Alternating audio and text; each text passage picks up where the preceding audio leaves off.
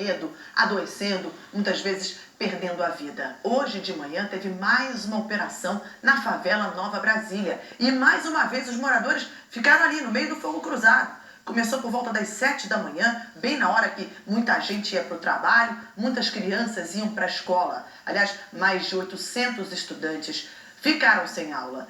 No terceiro capítulo do documentário Complexo, a gente mostra a rotina absurda de violência e tiros nas comunidades do Alemão e da Penha. Os moradores já não aguentam mais os confrontos. Boa tarde para você. O RJ começa com mais uma notícia triste. Aquele medo, né, de ser a próxima vítima de uma bala perdida. Uma mulher de 40 anos morreu num tiroteio entre policiais militares e traficantes. Mais uma família de luto no Complexo do Alemão. E 2 moradores ficaram feridos em tiroteios. Mais uma noite de violência no Alemão. Da guerra no Complexo do Alemão. Crianças ficaram no meio do fogo cruzado. Adiou a volta às aulas de quase 3.000 alunos.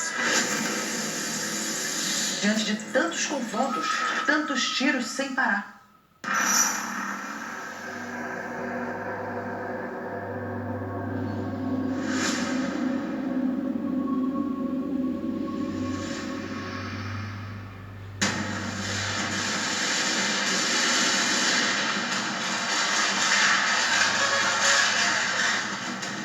Um som ensurdecedor.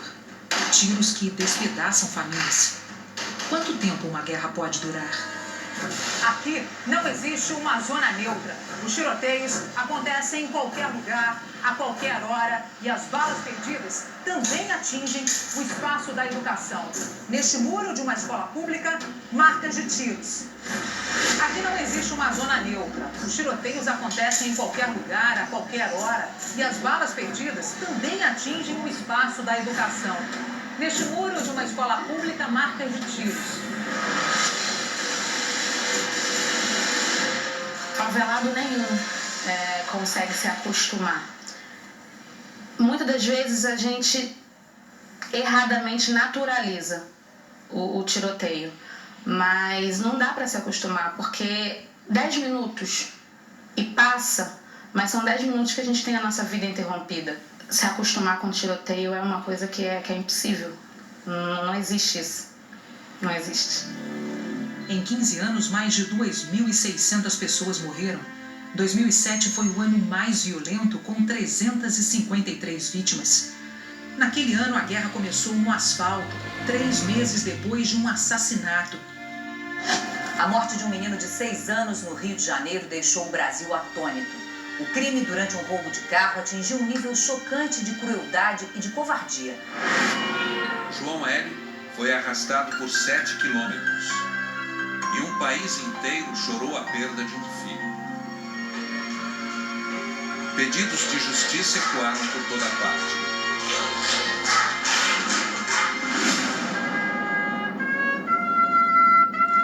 A polícia militar montou guarda no local do assalto e bem ali 2 PMs foram fuzilados por traficantes.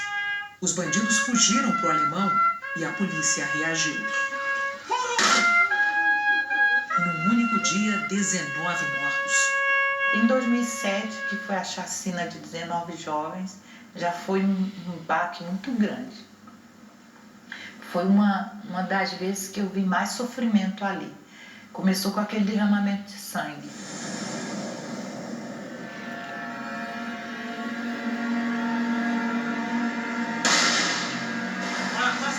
Passa rápido!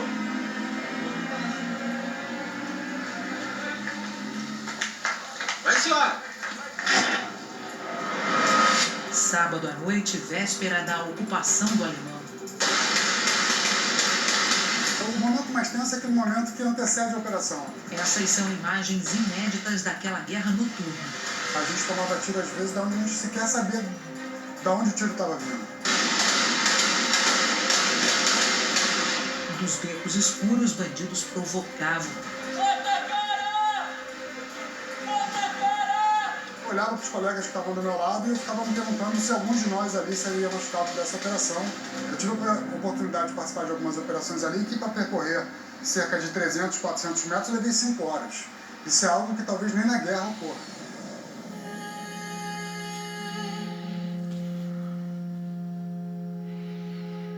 Avançamos, mas depois retrocedemos. O que você mais quer? Eu quero que pare de dar tiro. Que som você gostaria de ouvir? Música clássica.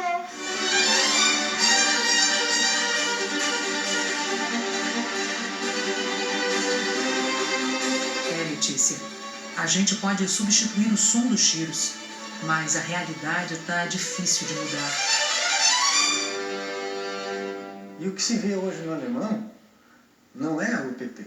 O que se vê hoje no alemão foi o que deu motivo para se fazer o PP. A gente fez o programa por causa do que está acontecendo hoje.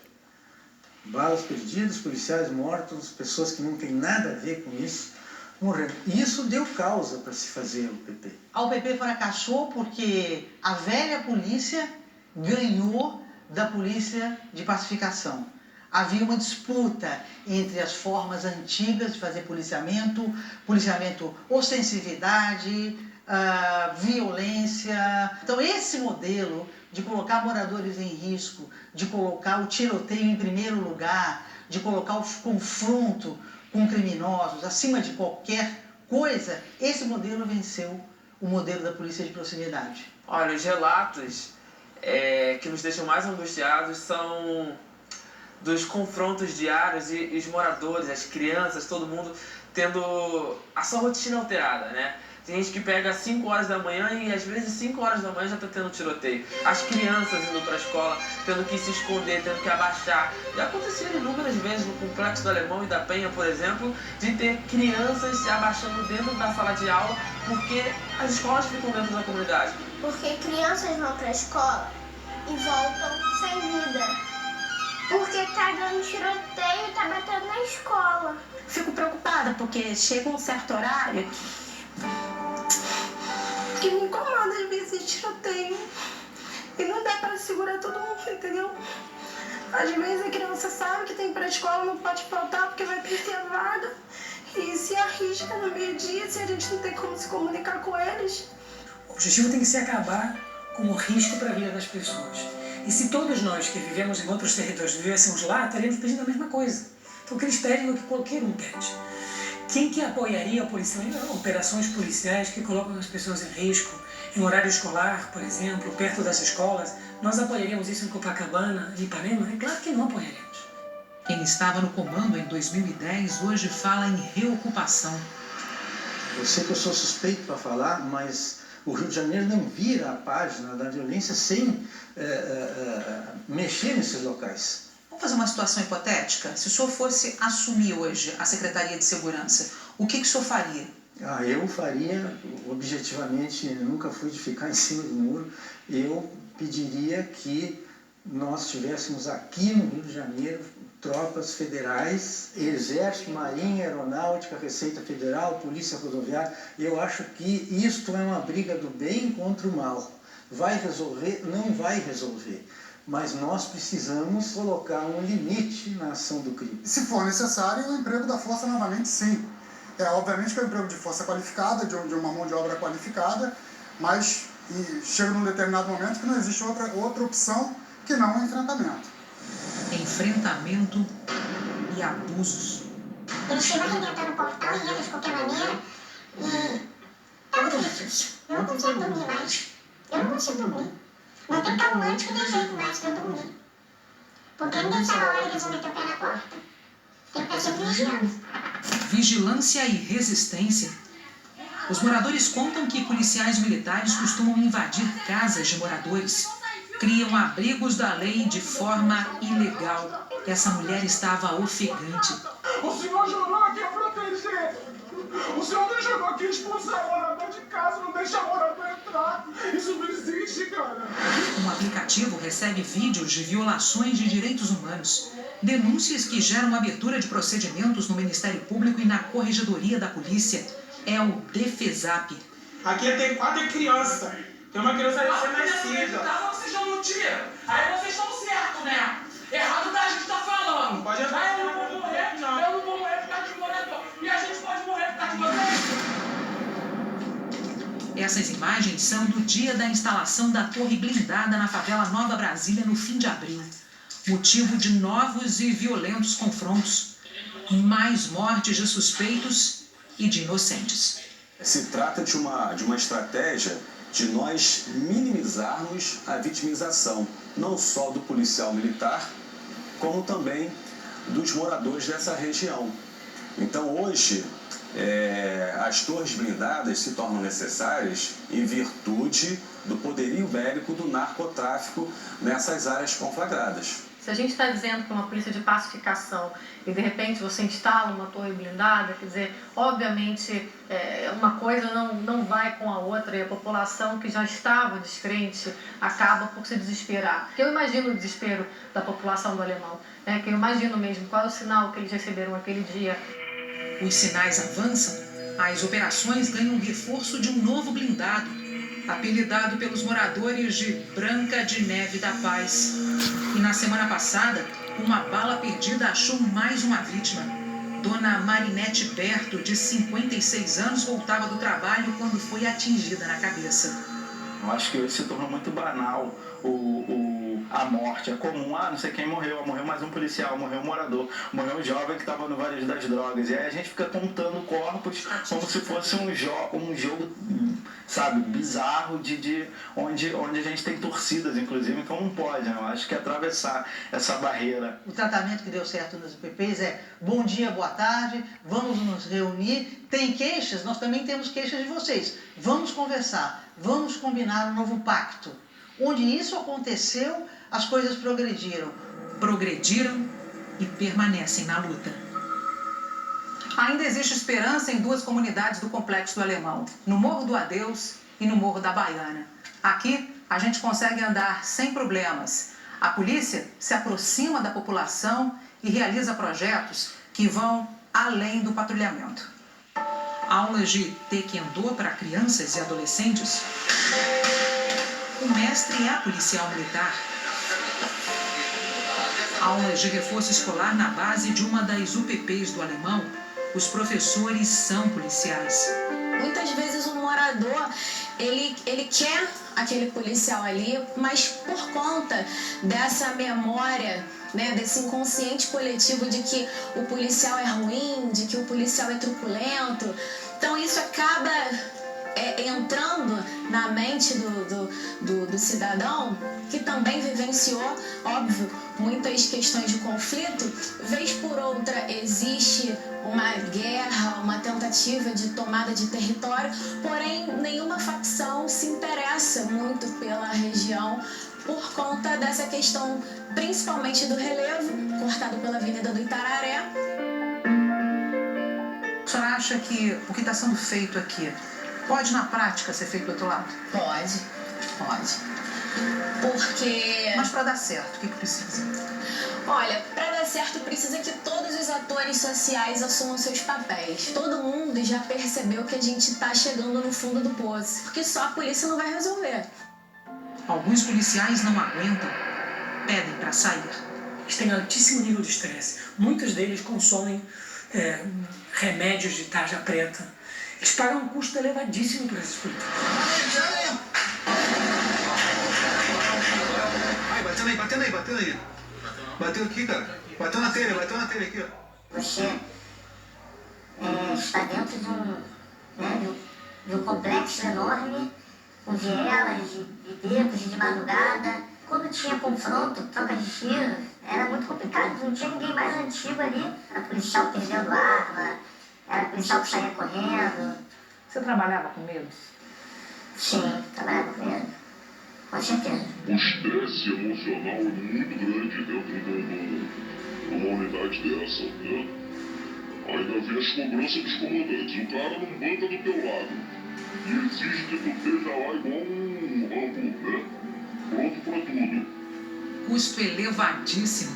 Policiais morrem e também tiram muitas vidas. A gente tem uma política no Rio de Janeiro, começou lá atrás, uma gratificação faroeste, que era o policial, ele era premiado por matar. Quando a gente faz isso com um policial, né, que a gente premia ele por matar, a gente imediatamente coloca ele no alvo. Porque o bandido, ele vai dizer, bom, eu vou atirar antes que ele atire em mim. Os números comprovam.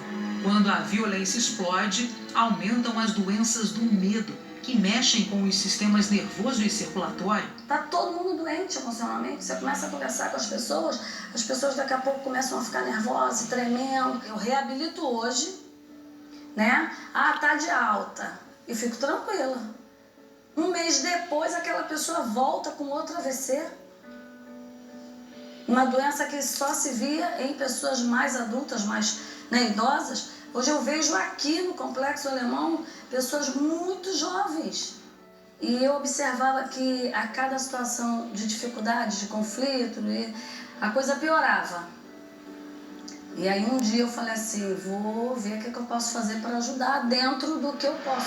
Sem cobrar um tostão, a fisioterapeuta começou a atender num espaço cedido por uma igreja e logo precisou de um lugar maior.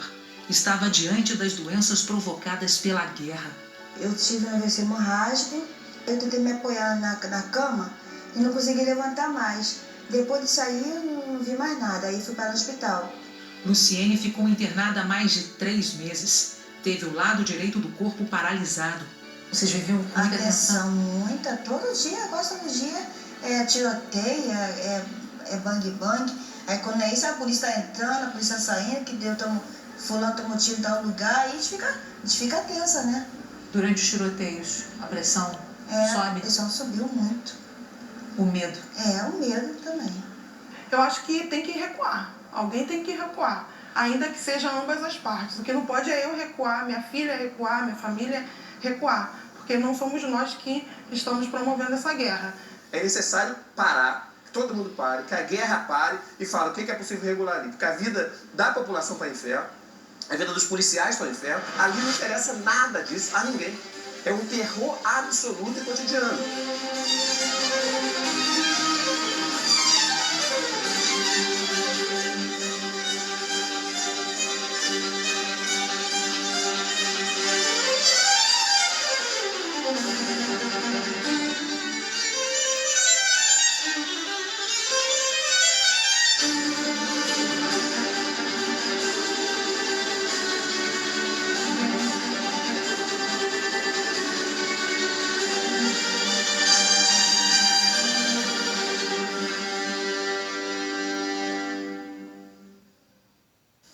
Aí a gente se pergunta como viver assim, né? Amanhã vamos falar das décadas de abandono dessa região. Projetos esquecidos, obras que nunca chegaram para essa população. Quem conhece minimamente o alemão sabe que tem um problema gravíssimo do saneamento básico. Nem as autoridades sabem ao certo quantas pessoas vivem nessas comunidades. Contam a gente errado.